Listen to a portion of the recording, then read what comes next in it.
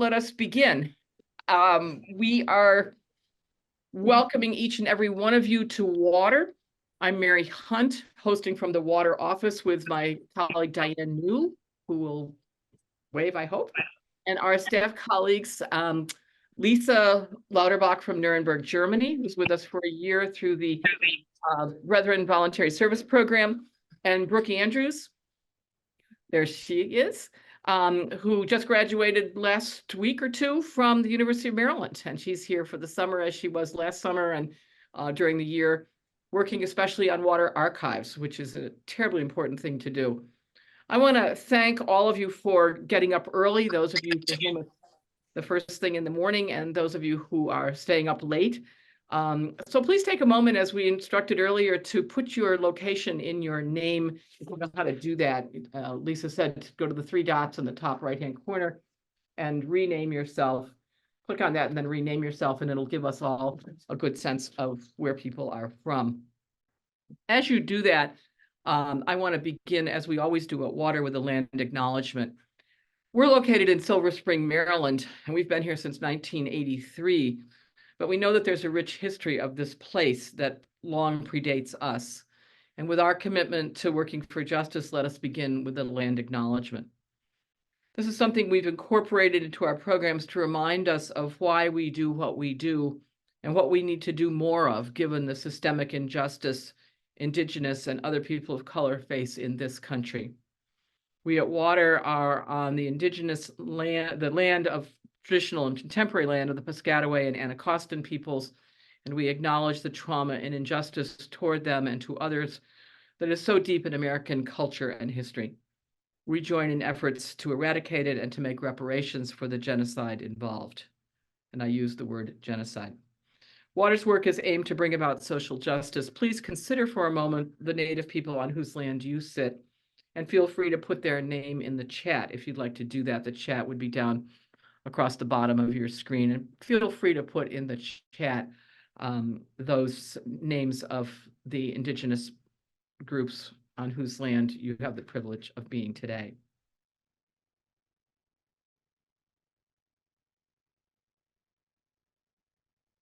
Thank you. The Feminist Liberation Theologians Network has been meeting for more than 26 years, typically at the American Academy of Religion, Society of Biblical Literature annual meetings, which are the occasion for mostly scholars, some activists, to get together. We meet this year on November 22nd, 4 to 6 p.m. in San Diego in conjunction with those meetings.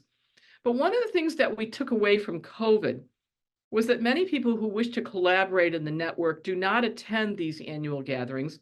And of course, we can utilize Zoom for our communication, so here we are. We also have a Google listserv that we use during the year. Water is the sponsoring organization for the Feminist Liberation Theologians, and you're welcome to join the listserv. Just send us a note at waterstaff@hers.com, and you'll receive the updates and other materials from the network.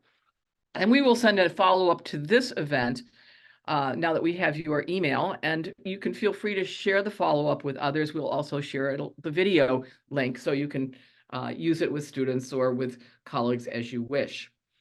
We are supported at Water and FLTN by people like you. We believe in socializing resources, so we keep our work simple, close to the ground.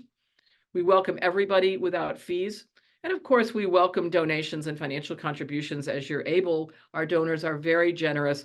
And so if you can donate, that's great. If you can't, it's just as great. We believe that if we share among us, there's enough. And for the 40 years of Water, because we have shared among us, there has been enough.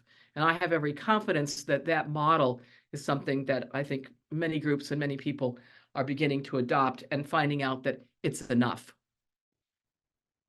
So after 40 years of work at Water, you can look at our website, www.waterwomensalliance.org, and look at programs and upcoming events and share as you will with your colleagues. Returning to the network, in 1995, Elizabeth Schussler-Fiorenza and I convened a gathering of theologians and activists at the Catholic Women's Ordination Conference meeting that was entitled Discipleship of Equals, Breaking Bread, Doing Justice. The next year in 1996, we floated a proposal and an invitation to bring US and Canadian people together, to link across racial ethnic lines, to find out what similar networks exist around the world, starting with Christian colleagues, but of course, always engaging with people from other religious traditions and those who have no religious affiliation whatsoever. 29 years later, the Feminist Liberation Theologians Network continues its work. We can rejoice in having produced some very exciting sessions and brought many colleagues together, as we did last year in San Antonio and will, as I mentioned, this year in San Diego. Last year, we discussed the then newly started war between Hamas and Israel. That seems like light years ago and thousands of people dead. So let me suggest what our agenda will be today, and then we'll dive right in. We're going to start with you. We're going to start with 5 minutes of small group time with 4 people so you can meet and greet somebody. Because what happens in the November meeting is we go around the circle and everybody says who they are, what they do. And we want to just get a snippet of that in a small group with you today, because that really tends to be people's favorite part. Oh, I met so-and-so and I read her. Oh gosh, I saw that book. Oh, that was on my syllabus. You see, and so people meet each other, and it's really a wonderful experience to socialize the resources and to have all of us on the same plane working together. Then we'll hear 2 short reports, one on the Australian referendum from Michelle Eastwood, and it is an update of her report, more extensive report that she gave in November, and another one on the ERA from Allyson and McKinney, an introduction to a topic for further consideration by this group. So we're kind of bookending the content that way. And then we'll have input on feminism and nonviolence by Mary Yelenick. We'll have small group discussion, and then we'll close with a plenary discussion and begin to set our agenda going forward. So with that, I invite you to the meet and greet. Feel free to use the chat during this hour to best advantage. I think if you've got something to put in it, we can also publicize that in our notes. So don't think it's just going to go into the chat and into the ethers, but it will go, in fact, into the notes, and you'll get those as a follow-up later this week or early next week. So for the next 5 minutes, we'll be in small groups, and we'll see you right back here as soon as that's over. And please take the time to share who you are, where you are, and what you do. And I think you'll be richly rewarded by the other 3 people in your group. Thank you and welcome again. Welcome back, everybody. Well, how was that for sort of the social justice equivalent of speed dating, I guess. It's sort of, and you are. Great to have all of you, especially those who have joined us since we started our conversations. This was just an opportunity to say hello and to meet some people and to know who else is part of this. In any case, I hope that was a good experience. Did you meet some new people? People you couldn't have met? Well, Virginia Day is with us. Great. I had just want to tell you, in my group, there were 2 women who shared a mutual friend. They were meeting, but they shared a mutual friend, and one had to tell the other that their friend had passed. And I thought, of all the important things we do today, that kind of connection that we share and the very few degrees of separation between and among us in this kind of work are extremely important. And so obviously that woman who has passed was a marvel, might have been the kind of person who would have been here, you see. And that's what's so exciting, that we are many. And if you take anything away from this, take away the fact that we are many. It doesn't always feel that way, but we are many. Let me introduce then our speakers. Michelle is with us, I presume. I haven't seen her. Michelle Eastwood, where are you? I'm here. Wonderful. There you are. How are you? Good. Thanks for getting up at this very early hour in the morning. So what I'm going to do is introduce Michelle, who will give us a brief report on the Australian referendum, and then we will turn to an equally brief report from Allyson with regard to the Equal Rights Amendment. And Michelle will be picking up where she left off in November, and Allyson will be starting off where she might go in November. So let me introduce and welcome Michelle Eastwood. It's only 6 a.m. there. I hope you have a little warm beverage or something, and it's also quite cold. We can tell from at least from Melbourne. I know you're Sydney area. Where are you? I'm south of Melbourne in a town called Geelong. Okay, because Coralie Link is from Melbourne, and she's shivering this morning, and I see Kath McPhillips, who's up and with us too at this hour. So it's great to have the friends from Oz. Michelle is an Australian theologian who gave us a very full and rich report last November about the 23 Indigenous voice referendum, which was a constitutional referendum, and she'll tell you more about it. But it would have, had it passed, recognized Australian Aboriginal people throughout their constitutional document. And what's really important about this is that these efforts, in whatever part of the world they are, take a long time, and they're not straightforward, and yet they are exactly the work of liberation that needs to be done. So Michelle, who's up with the sun, please give us a brief update since our meeting in November and tell us what's next, how it's going, and what, if any, is a role that people in this network might play. What can we do to be helpful? How can we spread the word? And welcome. Thank you. And up before the sun, it's actually not, because it's winter here, we have very short days. But anyway, so just for those who weren't at the November meeting, last year we had a referendum to see if, or to ask if we could put an advisory body, shortened known as the Voice, to Parliament, of Indigenous voices, so that they could actually have a direct voice into the Parliament. Now, no state voted in favour of that. So in the wake of that, there was a whole lot of grief, and there still is a whole lot of grief from Indigenous people in Australia, because there's an understanding that Australia in general doesn't value them, doesn't value their voices. And I think that's true. Just recently, one of our journalists from our national broadcaster made an offhand comment in a interview that Australia was a very racist country, and she has been chastised hugely, and probably if she didn't have the standing she did, probably in at risk of losing her job.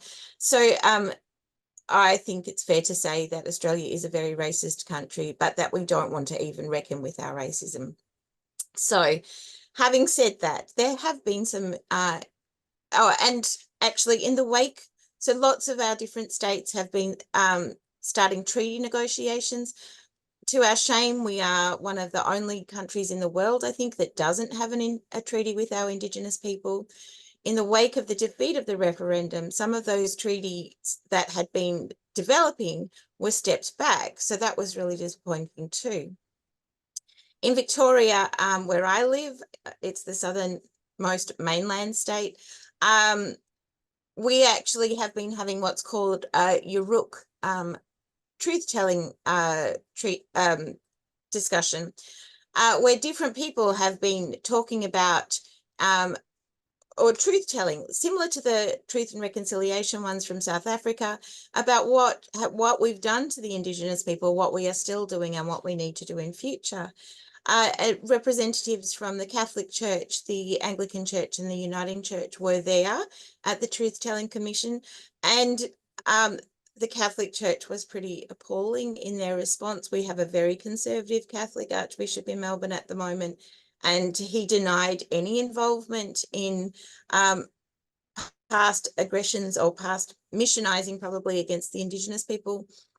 The Anglicans and the Uniting Church were a bit better and were willing to say that, yes, we were complicit in removal of people from their land, removal of children.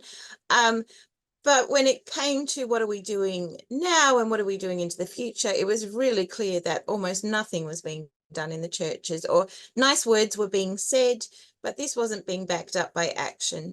So that was really disappointing. We have just had what we call Reconciliation Week, and the theme this week was now more than ever.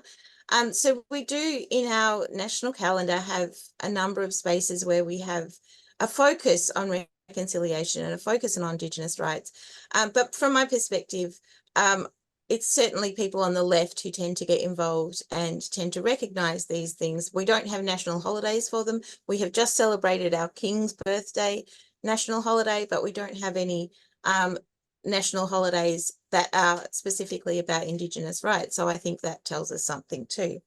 Of course, when I say the King, if you're not aware, Australia is still a constitutional monarchy. Charles Prince King Charles. I'm not very good at the monarchy. King Charles is our prince, is our head of state. And we've had referendums to change that, and they haven't got through either. So just there's a lot of things that are still really difficult here for Indigenous people. One good thing in the news was that Western Australia just recently agreed to give 8% of its land back to Indigenous people, which I read constitutes 20 million hectares. So quite a big bit of land, but that's not happening straight away. That won't happen until next year. So there are things pleasingly moving forward, but it's very slow, and it sometimes feels like one step forward, two steps backwards. And the churches aren't necessarily any better than the rest of society. So what can you do? Pray. If you're a prayer, I guess you can pray about this situation.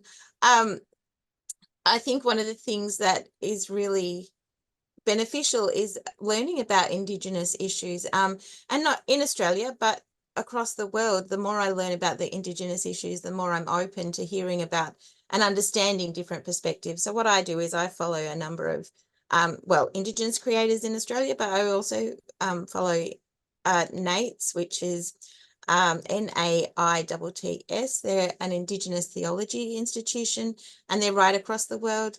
If you can support them, that would be great. I'll put a link in the chat when I'm finished speaking so that you can go to it. Yeah, they're doing Indigenous theology. So I think one of the things is, if you're buying books, think about buying books from Indigenous theologians, Australian, American, Canadian. All of those things help us understand what the Indigenous spirit experience is like. I think that's all from me, Mary.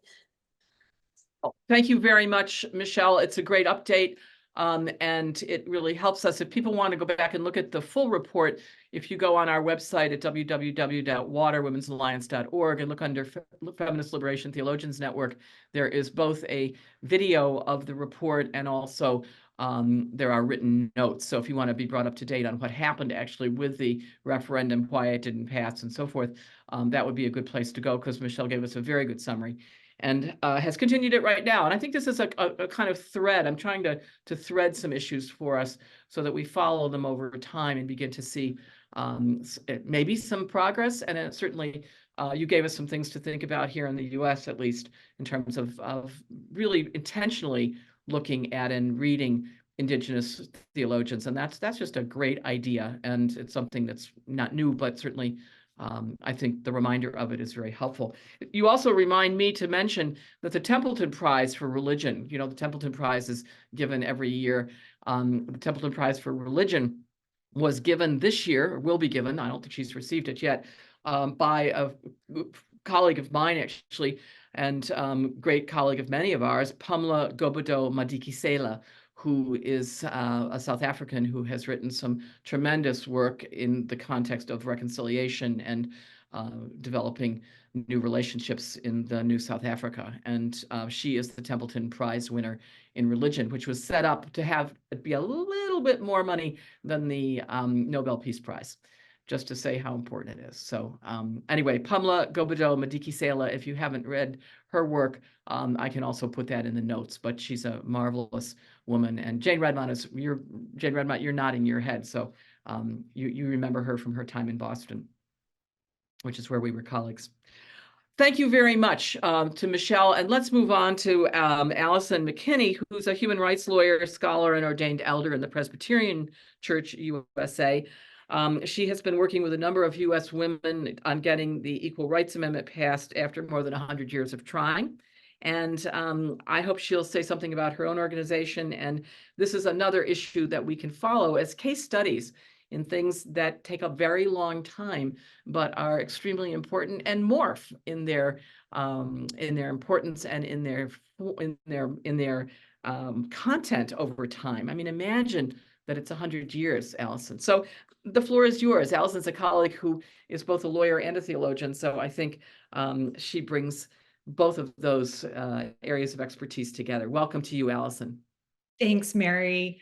Well, I'll say just a brief word about my organization, Justice Revival. We're a DC-based nonprofit ministry focused on inspiring, educating, and mobilizing people of Christian faith in the United States to uphold and defend human rights. And that's how we came to the cause of the Equal Rights Amendment, which I imagine a number of you are familiar with, but I'm not assuming that everyone is. The 100-year struggle for an equal rights amendment to the US Constitution is and always has been a theological debate. That's the premise, the thesis statement that I'm starting with. So it feels fitting to bring to this important group. The ERA is a basic human rights provision. It would add language to the Constitution that ensures that rights are not abridged or denied, is the language, on the basis of sex. So the vast majority of world nations have that sort of provision in their constitution. The US does not, and that means women have never enjoyed the same stature, the same level of equal rights, certainly not in the text of the Constitution, but also not in the way other provisions are interpreted. So that subordinate status women had at the nation's founding, which is rooted in British common law and its awful theological underpinnings of women's inferiority, that vestige has never been fully reformed. It's been sort of chipped away at over time. And the ERA is what would definitively do away with coverture, I'm referring to, and enshrine equality in the Constitution. Now, I'm just going to talk briefly about how it would make a difference and where it stands today. It would give our legislature, our National Congress, the power and a mandate to pass laws to address really serious, widespread problems like violence against women, like harmful practices such as child marriage and female genital cutting. There have been statutes that were struck down by our courts on the rationale that the Constitution hadn't given Congress the authority to legislate on those issues. So in our system, we need some constitutional provision in order for our legislature to take action on some issues that really are affecting hundreds of thousands, in some cases, millions of citizens. I'll say just briefly a word about abortion rights. Following the overturn of Roe versus Wade a year ago, there is a sort of more emphasis on the potential the ERA could have, or rather, I should say, the normative argument that it should provide a new basis for reproductive rights. And so advocates are making that argument a lot, even though no one's banking on our current Supreme Court, which is quite conservative. No one's banking on the current Supreme Court to reaffirm the reproductive rights that they removed from the Constitution. But advocates are playing the long game, and so still making these normative arguments with a vision of other jurists, state-level courts, or a future Supreme Court reinstating those rights. And then finally, a brief word about the current status. The ERA has passed the requirements in our Constitution to become a constitutional amendment, but it has not been published and recognized. And that is because of procedural challenges that were asserted by the presidential administration of Donald Trump, or I should say his attorney general, his Department of Justice. And those issues were not definitively resolved by the current administration of Joe Biden.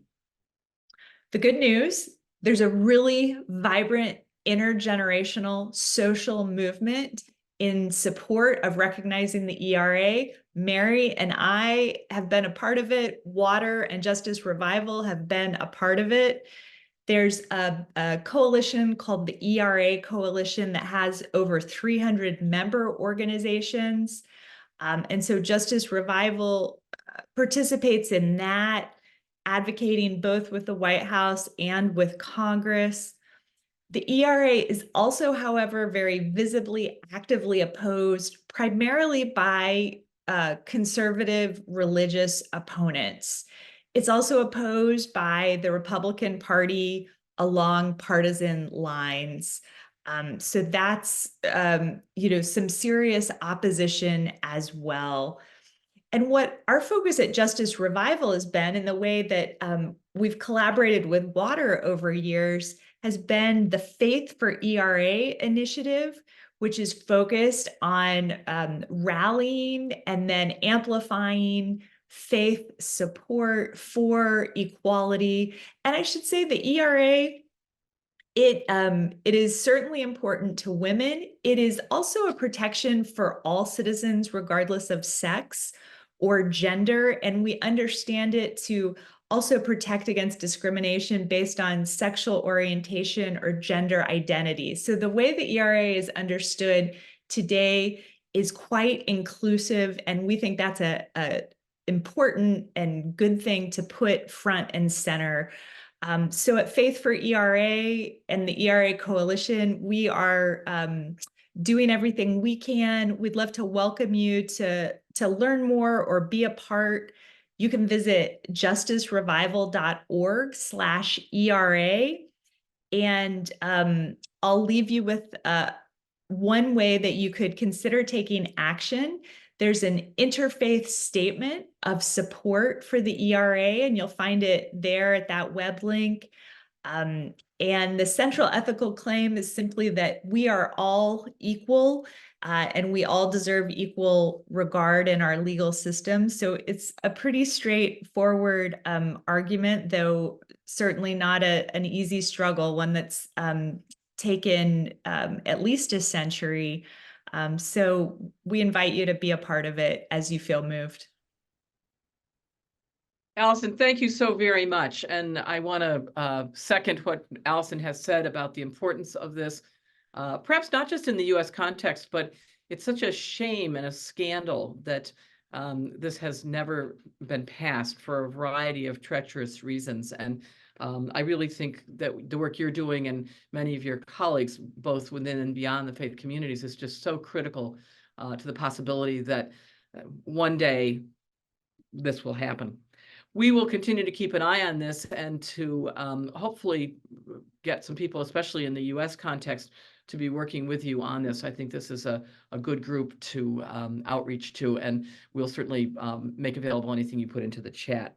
We are people from at least 6 countries as I read it, and I'm sure there are others that I'm not picking up on, but it's exciting to have this kind of opportunity to hear both now from Australia and from the US about some important issues. I want to turn now to picking up another strand, which is what happened in November of 23 when we were in the most recent meeting of the Feminist Liberation Theologians Network. And it was just after the October attacks. And there was also, of course, and still ongoing, the war in Ukraine. And, you know, the hard part was how to talk about these things. And so we decided to have kind of a meta conversation, asking ourselves not, you know, who do you favor, Hamas or Israel? Where are you on Ukraine and Russia? But where are you located? With whom are you allied? And how can we see the situation in all of its complexity with special regard to women, children, and female identified persons? And then in light of that as a network, we asked ourselves how we could begin to imagine we might be useful. So you can see that kind of two-pronged approach that we took at that November meeting. And ironically and not happily, there were other meetings at the American Academy of Religion and the Society of Biblical Literature concerning the war in Israel and Gaza. And people literally, well, they didn't come to literal blows, but some people left one of the societies, people left one of the biblical groups, just said, not going to be here, can't do this, don't want to be with these people. But we came away with imagining how we could do liberation work, how theologies might be unique and relevant resources for trying to have meaningful conversations, especially among people who see these things very differently. It was a very fruitful conversation. It was as inconclusive as it was informative, but we experienced, unlike those colleagues I mentioned, what it's like to see things differently, but to keep the conversation going. I remember one woman from Germany whose Jewish grandmother, she said, just couldn't even bear to think about these things, and how can I talk with her? And other people who talked about their Muslim colleagues and the tremendous effort that they were putting in and time they were taking to really try to understand how people see these questions. And that was very early in the game. And here we are now, many months later. So I've invited my friend and colleague, Mary Yelenick, to share some thoughts on feminism and nonviolence. As another piece of the conversation, Mary's a retired attorney from New York City, where she was a litigator in a global law firm. She's been around the block on these questions. She's now the main representative for Pax Christi International at the United Nations, where she describes her work, and I quote, "To share with policymakers the knowledge and global resources of Pax Christi International, explaining to them lessons learned and relayed by our many members around the globe, and to familiarize and share with UN members and staff, nations and staff, as well as other NGOs, the tremendous importance of this work." And I think she has what she calls demonstrating the demonstrable power and the efficacy of nonviolence. And while we may not all agree on nonviolence, I think it's a very helpful perspective that we can at least take a look at. And in my view, nobody does that better than Mary Yelenick. So it's with that introduction that I welcome Mary, and we're in your capable hands, Mary, to learn about feminism and nonviolence, and then we'll move into groups and have conversations about these issues and see where we go. Mary, welcome, and thanks for bringing your entourage. It's not always that someone comes to one of these and brings her mother's here, her partner's here, a couple of women that I met in my small group. Oh yeah, I know Mary Yelenick. I know Mary Yelenick. So a kind of Pied Piper for peace, I'd say, in addition to perhaps a more formal title that you have, not only as the main representative from Pax Christi, but also as one of the great leaders in that movement. So Mary Yelenick, great to have you. Thank you so much, Mary. And talk about a Pied Piper. You brought us all together and enriched us in so many ways. So thank you.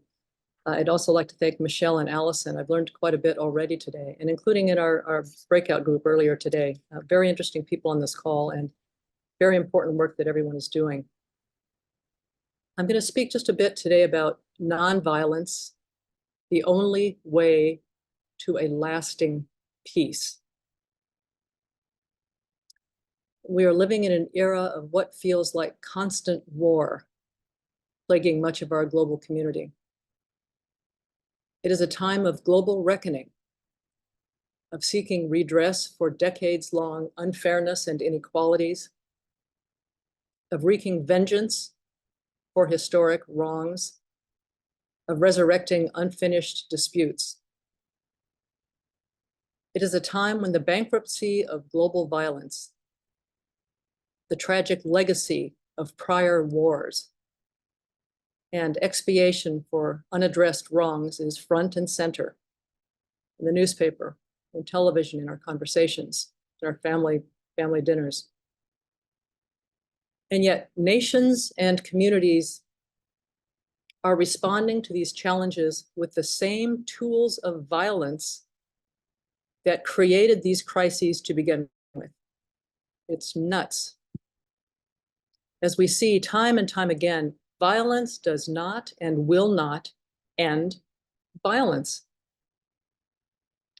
It simply perpetuates and ensures the continuation of violence, if not in the short term, then in the long run. The only way to interrupt and put an end to the madness and the circularity of war, the only way to hijack violence is through active, creative nonviolence. Nonviolence, as I'm using the word here, doesn't have a hyphen. It's not a concept or a construct simply derived from the word violence. Nonviolence has its own logic, its own rules, and its own history. Nonviolence is not only a strategic practice, rather, nonviolence is a way of living, of engaging with, interacting with, and responding to others. And it is the only force that has been shown time and time again across generations in regions all around the world to be capable of repairing and restoring right relationships between not only people, but between people and planet. It is the only way of stopping, not just pausing, the cycle of violence that ensures that every generation's wars will also hold subsequent generations hostage. Nonviolence is not passivity. It is not avoidance. It is action. Action that is very purposeful and very targeted. It is taking action thoughtfully, deliberately, creatively, mindful of the impact of that action on the recipient and on the actor and on the onlooker, the bystander. Nonviolence requires great discipline, far more discipline than simply lashing out or sending in troops and dropping bombs. It requires strategic thinking. It's like playing chess, recognizing that the game will be long. It's not simply closing up the board and walking away. Nonviolence requires courage, commitment, and steadfastness.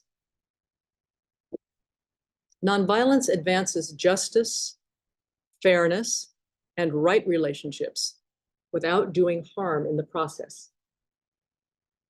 It is the only force that can break a cycle of violence.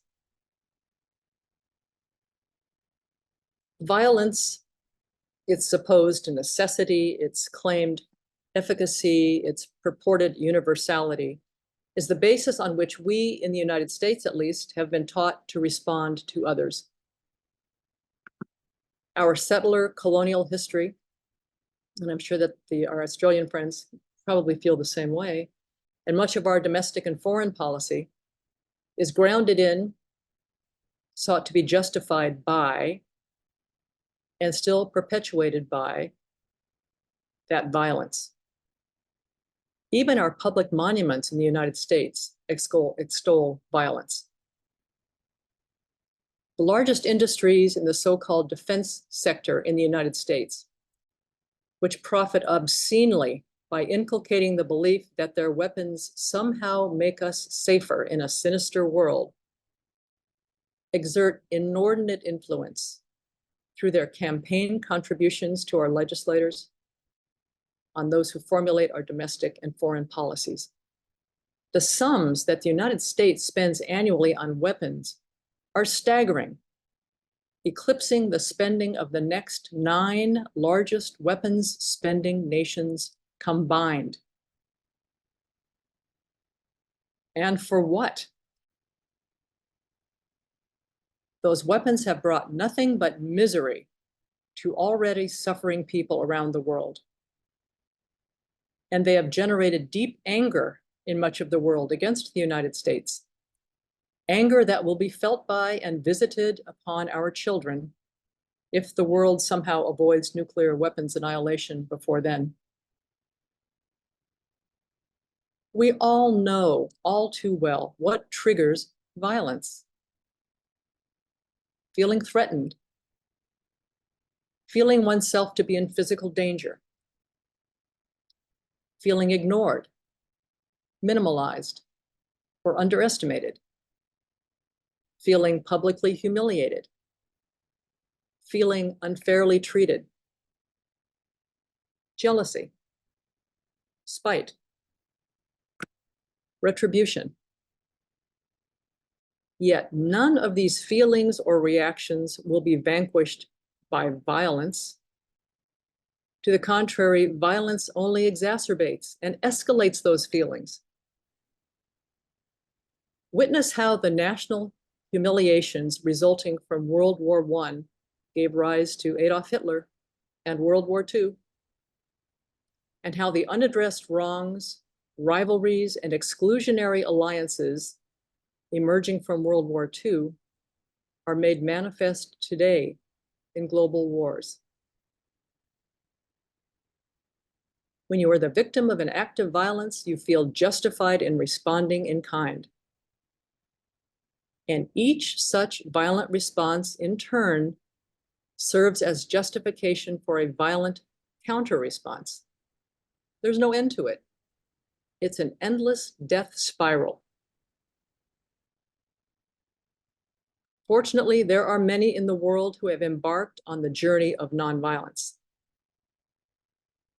Spiritual and secular leaders, including Mahatma Gandhi, Cory Aquino, and I know one of our friends is here from the Philippines today, Baird Rustin, Nelson Mandela, Claudette Colvin, Rosa Parks, Dr. Martin Luther King, John Lewis, and the Freedom Riders in the United States, and many others globally, have recognized that reciprocating violence with violence only guarantees reprisal, with the perpetrators feeling entitled to act in that manner, given the provocation. Other historic and contemporary examples of effective global nonviolence abound. I would strongly recommend, if you really want to be humbled by the power of nonviolence, that you go online and take a look at the work being done by the group Parents Circle Family Forum, comprising Israelis and Palestinians who have experienced the murders of their children, yet who are committed to working together, actively and peacefully, to put an end to the cycle of violence. Remarkable people. Or consider the Amish, whose remarkable forgiveness of the murderers of their community members set the greater community on a higher track. Or consider the women of Liberia, whose active, sustained, disciplined, peaceful vigiling ended the cycle of horrific violence in their country. It is women who disproportionately bear the cost of violence. Women experience firsthand the horrific effects of violence on their families, their neighbors, their elders, their own bodies, and on their futures. It is no accident that globally women have been at the forefront of nonviolent struggle and nonviolent resolution of disputes. For all the women in the world and for their families, for future generations, and for our beloved planet, let us each commit to studying, advocating for, and practicing creative nonviolence. It is the only way that we can or will survive. Thank you, Mary. Thank you very much to Mary Yelenick from Pax Christi International and longtime water supporter. Mary, I must say, over the years that I've come to know you, I have been increasingly persuaded of what you're saying. And I stand with you today in the saying of it and look forward to conversation about it. It's a very complicated matter, but you have laid it out, I think, in relief. And I just can't thank you enough for that. I think it will, wherever we all are, and again, this is not a group that agrees with each other in any programmatic way. Wherever we are, however we understand these issues, you've laid out something that gives us a challenge and invites us, as you say, to study, to advocate, to practice. And I appreciate that very, very much. And I just, you'll see my forthcoming article in the Water newsletter is that war is the answer to nothing. So yeah, maybe it's we're getting older, but it increasingly makes sense what you're saying. And I appreciate your saying it over again, saying it simply, saying it clearly, saying it in a well-informed way. So my deep thanks to you. That said, let's go to groups and have a conversation. So we will have the ability through Lisa's magic here to spend the next 15 minutes or so in small groups. It'll be 5 of us, and have conversation about what you've just heard about the Indigenous referendum in Australia, the Equal Rights Amendment in the US, and the global bellicose context in which we find ourselves trying to be peacemakers.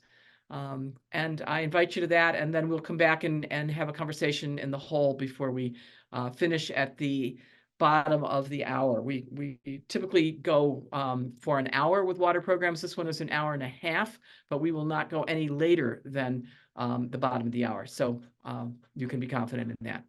Thanks, Lisa. Groups of 5, have a great conversation. We'll see you in 15 to 20 minutes. Welcome back. And I know nobody wants to leave their group. Right? It's amazing, isn't it? We were just hearing from Jenny in the Philippines about some of the problems of the West Philippine Sea issues, and how these are being dealt with and hopefully resolved. But the enormous needs of people having, and the witness of people, including herself, having had to leave her country because of her activism, and another person who was sent back to Australia, again, because of the kind of activism that we're talking about. So these are not free and easy decisions, and they're certainly not taken lightly.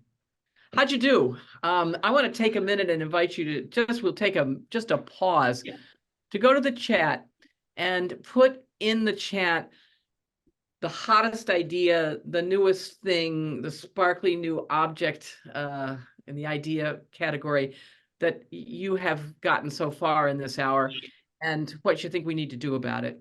We're just give us a hint. We can't hear from everybody, so just put something in the chat that tells us what you're getting. What's the nugget? What's the kernel? What's the richness that you take with you from conversation at this point? And what we want to do is talk about where we want to go next, and but take time to do that.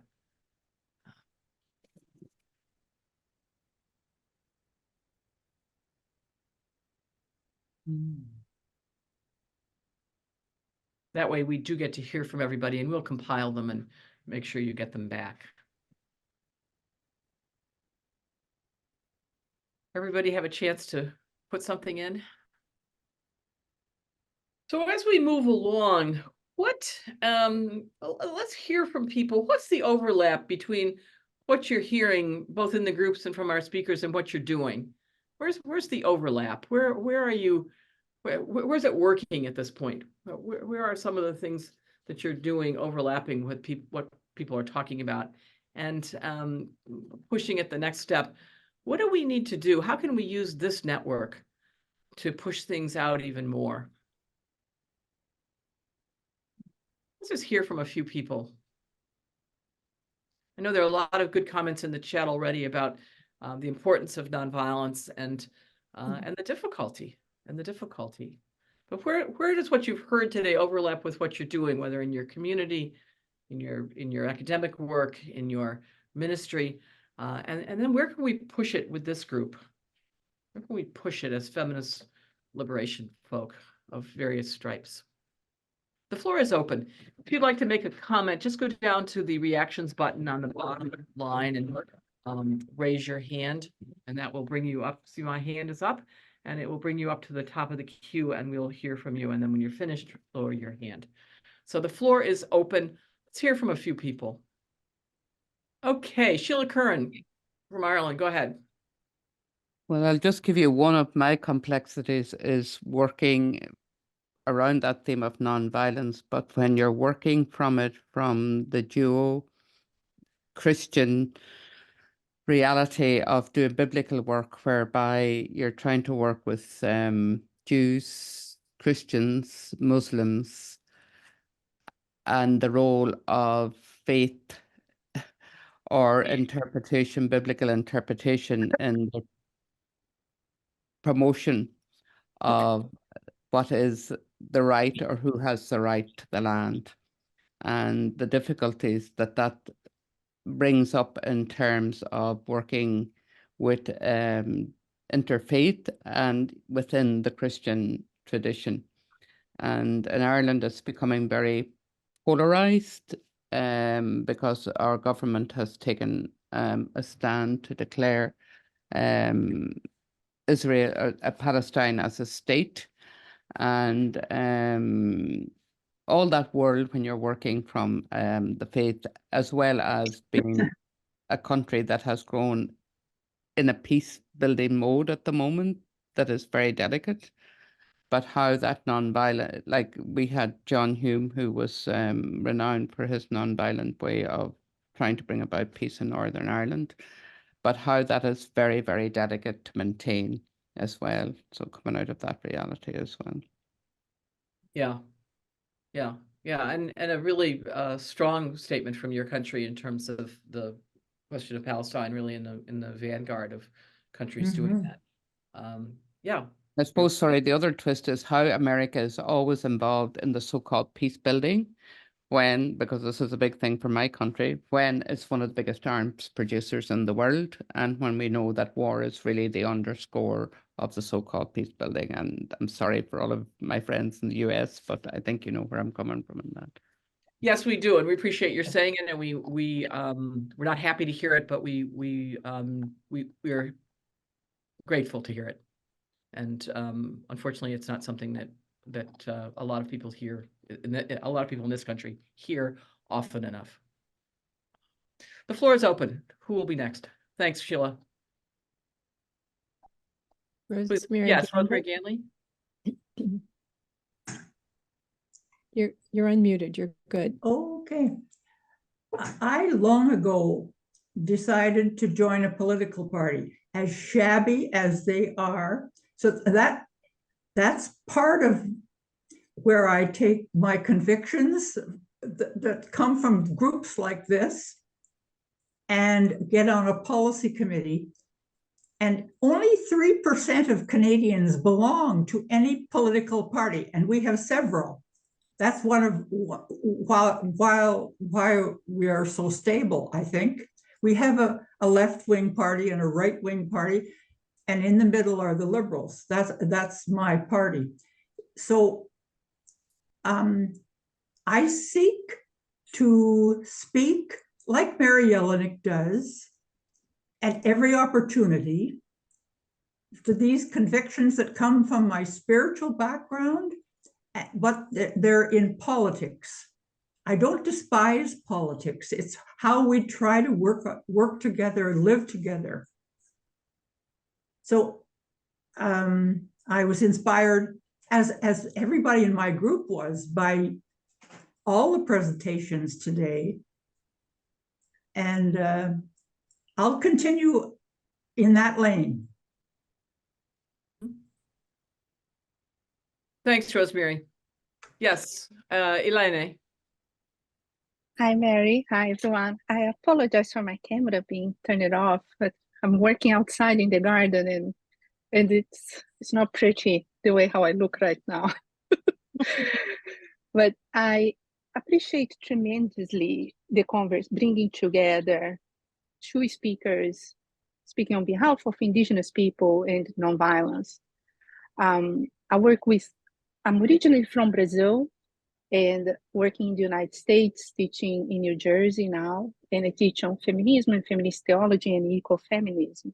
And I work with decolonial theory and bringing together decolonial theory and liberation theology. And as the time passed, and thinking about how to train my students who are the upcoming, the future generation of religious leaders inside Christianity, I began feeling frustrated with my own liberation theology, with my own decolonial theory thinking, because I needed to offer more practical ideas for them. And what I turned to was to the nonviolence discourse and interreligious conversation with Buddhism, and began incorporating this conversation into the classroom and in dialogue with liberation theology.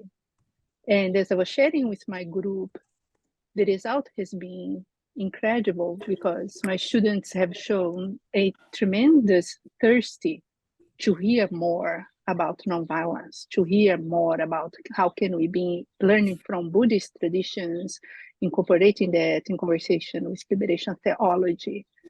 So I want to share this because it has been a difficult work, but the level of welcoming and engagement that I have seen the students demonstrating, it is something that is being encouraging. So thank you for both the speakers and to you, Mary, for bringing this group together, talking on those topics. Thank you. Thank you. And thank you for the work that you do, not only now at TRU, but also through the Women's Caucus at the American Academy of Religion. Look forward to the programming that you and the colleagues from the caucus will be putting on at the November meeting. Let's hear from our next colleague who wants to speak. I'm looking. Okay, Beth, go ahead.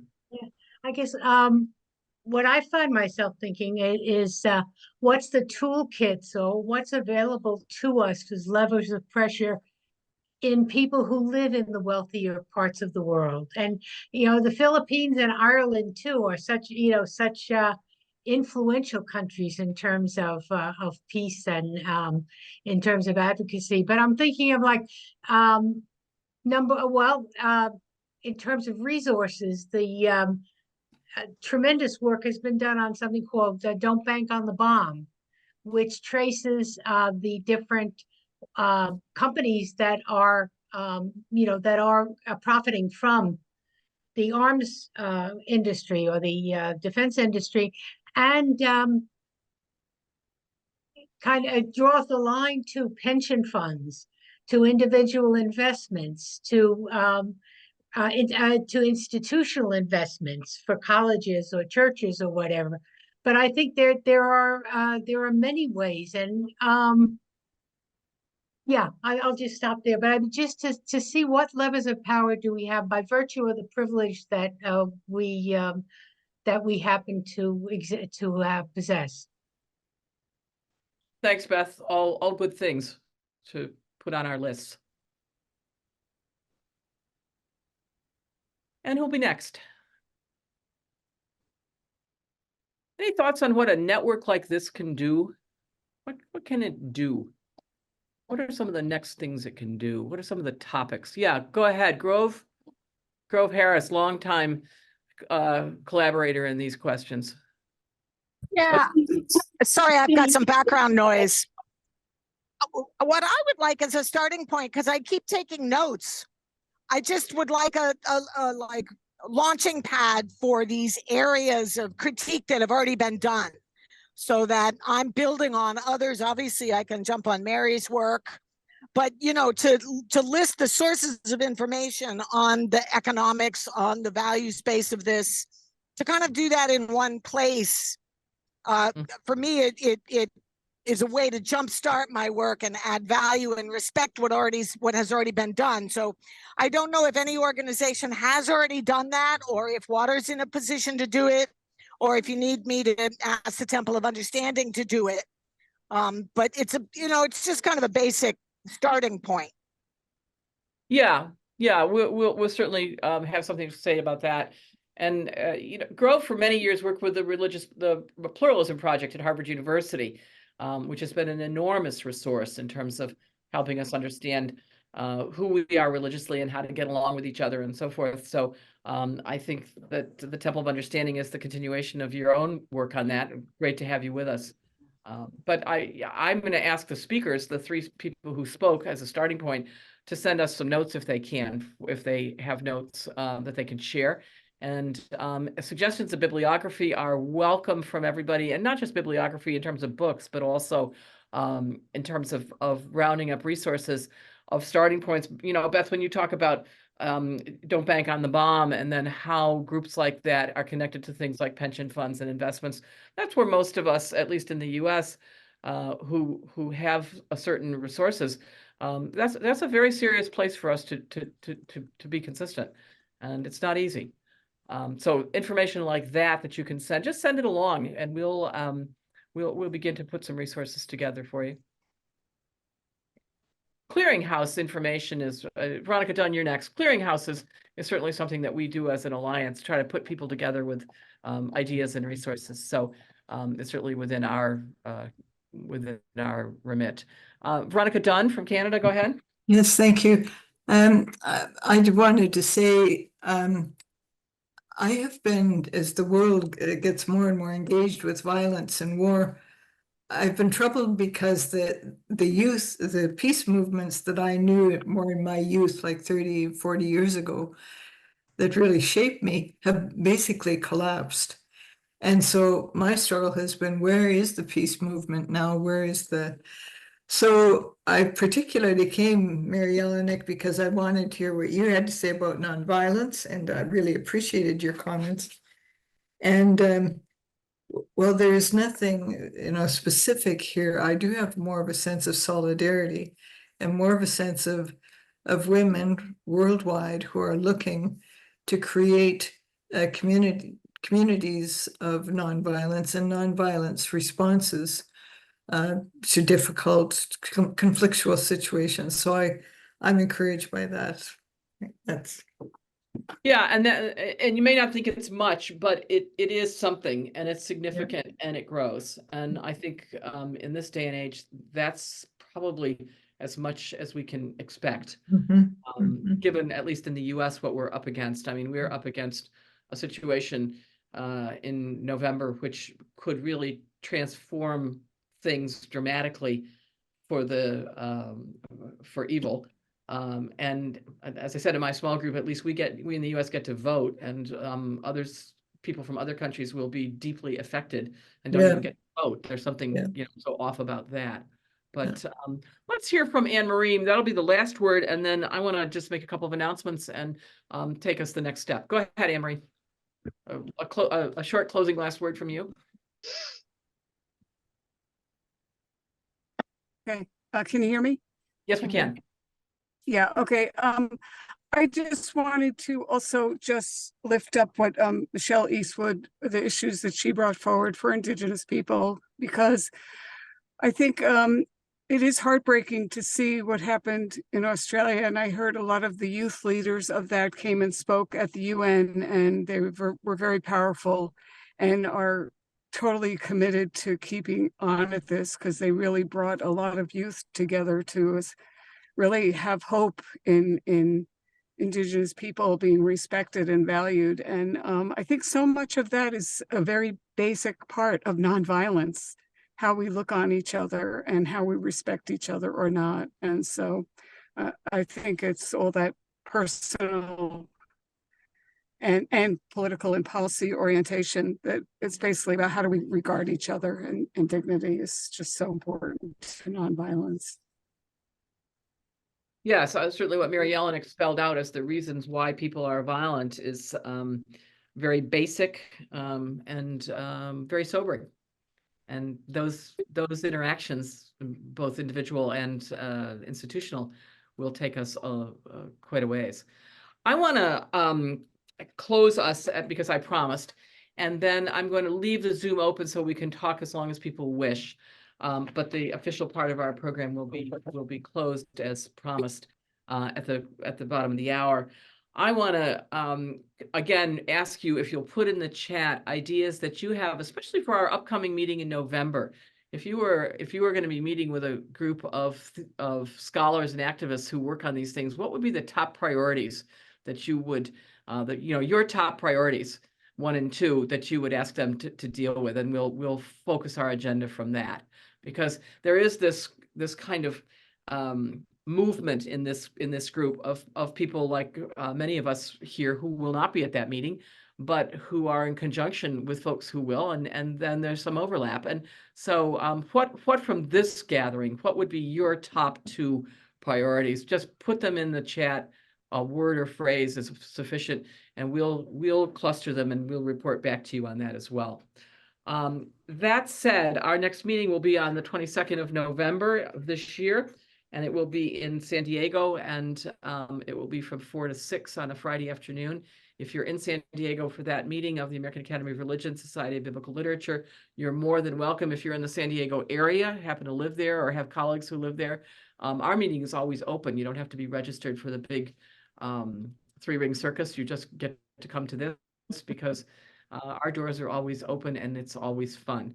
I would like to thank our speakers. Michelle, thank you for bringing continuing report from Australia, and we hope to hear more from you and other colleagues from there. I see Tracy and Kath and others who are with us who will be in San Diego, and we'll look forward to hearing more about this from colleagues so that we keep an eye on that, because that's, you know, just to follow this along is really important. And I want to thank Allyson as well for bringing us this ERA work, and Allyson will figure out a way to continue, if you're inclined, some relationship between not only justice revival and water, but also in particular with the feminist liberation theologians, again, to keep that information going and to use the resources of this kind of network. I mean, imagine how many people we know among us.